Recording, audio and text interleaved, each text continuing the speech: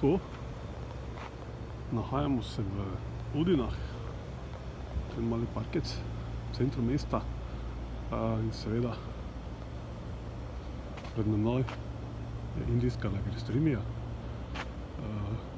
ki me vedno znova preseneča z svojim videzem, predvsem videzem tega debla, ki deluje kot da ne bi bilo živo, kot da je iz umetne mase nareto.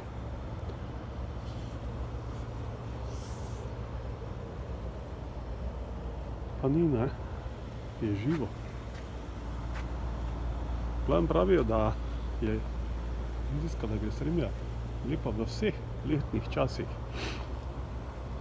Torej po zimi z svojim dekorativnim lubjem, poleti kot cveti,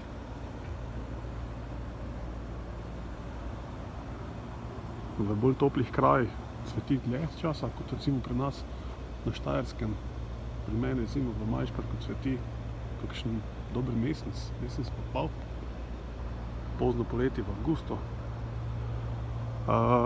Tukaj pa verjetno cveti dlje časa. Tudi listje se zelo lepo barva jeseni.